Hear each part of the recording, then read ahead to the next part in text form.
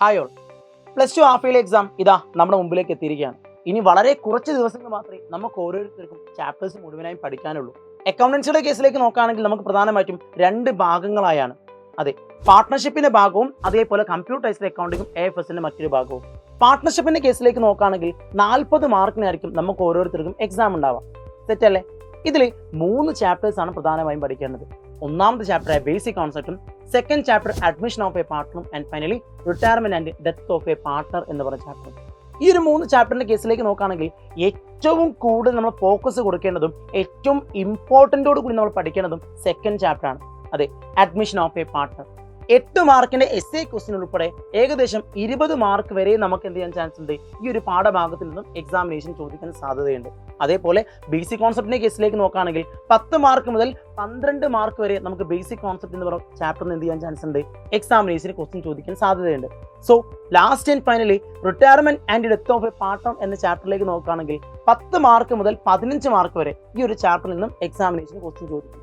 So മാർക്കുകളുടെ distribution വെച്ച് നോക്കുകയാണെങ്കിൽ നമ്മൾ ഏറ്റവും കൂടുതൽ ഫോക്കസ് കൊടുക്കേണ്ടത് അഡ്മിഷൻ ഓഫ് എ പാർട്ട്ണർ എന്ന് പറഞ്ഞ ചാപ്റ്റർ തന്നെയാണ്. കാരണം പകുതിയിൽ കൂടുതൽ നമുക്ക് എന്ത് ചെയ്യാൻ സാധ്യതയുണ്ട്, ഈ ഒരു ചാപ്റ്ററിൽ നിന്ന് മാത്രം നമുക്ക് എക്സാമിനേഷൻ ക്വസ്റ്റ്യൻ ചോദിക്കാൻ സാധ്യതയുണ്ട്. എല്ലാവർക്കും സെറ്റാണ് എങ്കിൽ retirement and death of a partner അതിനുശേഷം ക്ലിയർ. അതായത് 2 essay ക്വസ്റ്റ്യൻ ആയിരിക്കും നമുക്ക് പ്രതീക്ഷിക്കേണ്ടത്, ഓർ ക്വസ്റ്റ്യൻ ആയിട്ട് വരും. ക്ലിയർ അല്ലേ? അതിലൊന്ന് എന്തായാലും 100% നമുക്ക് ഏതാണ്, അഡ്മിഷൻ ഓഫ് എ പാർട്ട്ണർ ആണ്. അതല്ലെങ്കിൽ നമുക്ക് ഏതൊക്കെയും ചോദിക്കാൻ സാധ്യതയുള്ളത് റിട്ടയർമെന്റ് എന്ന് പറഞ്ഞ ചാപ്റ്ററിൽ നിന്നാണ്.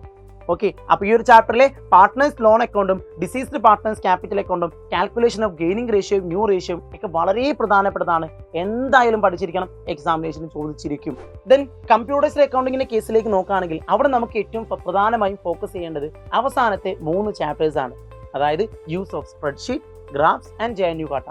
ഇതിലെ ഈ 3 ചാപ്റ്റേഴ്സിൽ നിന്നും ഓൾമോസ്റ്റ് 12 മാർക്ക് പ്ലസ് നമുക്ക് എന്ത് ചെയ്യാൻ സാധ്യതയുണ്ട്, എക്സാമിനേഷന് ക്വസ്റ്റ്യൻ ചോദിക്കാൻ സാധ്യതയുണ്ട്. സോ പഠിക്കുമ്പോൾ എന്ത് ചെയ്യുക, ആ ഒരു ഭാഗത്തേക്ക് ഏറ്റവും കൂടുതൽ ഫോക്കസ് കൊടുത്തുകൊണ്ട് പഠിക്കാൻ വേണ്ടി എന്ത് ചെയ്യുക, എല്ലാവരും ശ്രദ്ധിക്കുക. സോ എങ്ങനെയാണ് ഓരോ ചാപ്റ്റേഴ്സിന് വെയിറ്റേജ് എങ്ങനെയാണ്, ഫോക്കസ് എങ്ങനെ കൊടുത്ത് പഠിക്കണം എന്ന കാര്യങ്ങളൊക്കെ എല്ലാവർക്കും വ്യക്തമായിട്ട് മനസ്സിലായല്ലോ.